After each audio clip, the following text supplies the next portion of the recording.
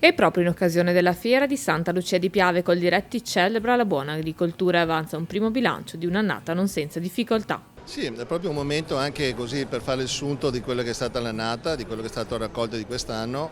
E dobbiamo dire che le difficoltà non sono mancate, soprattutto in quest'estate per i problemi che sappiamo, però come sempre i nostri agricoltori sanno nelle difficoltà tirare fuori il meglio. E abbiamo comunque fatto una buona raccolta che non ha soddisfatto appieno i nostri produttori, ma diciamo che rispetto a quello che hanno le previsioni sicuramente alla fine il prosecco in particolare ci dà sempre grande soddisfazione. Fondamentale l'attenzione che l'associazione più rappresentativa del comparto mette in campo costantemente.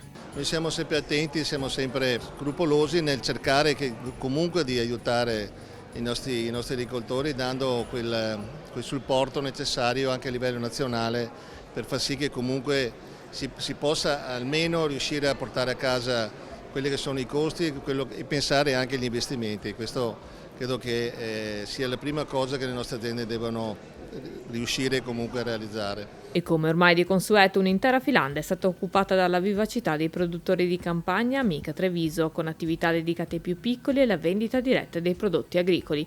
Presenti per l'occasione anche gli agri-chef, ambasciatori della vera cucina tradizionale. Le nostre aziende hanno saputo sicuramente investire nella maniera giusta per, oltre che fare prodotti di qualità, saperli presentare anche nella maniera giusta, saperli raccontare ai nostri cittadini, ai nostri consumatori direttamente, e questo è un aspetto importante, perché non basta il chilometro zero, ma quel chilometro zero va anche raccontato, va fatto assaporare anche da parte dei nostri cittadini, perché i sacrifici, l'impegno, il lavoro che si fa quotidiano nelle nostre aziende deve essere riconosciuto e si deve sapere quello che si fa per portare a casa un radicchio piuttosto che un asparago, piuttosto che una casatella.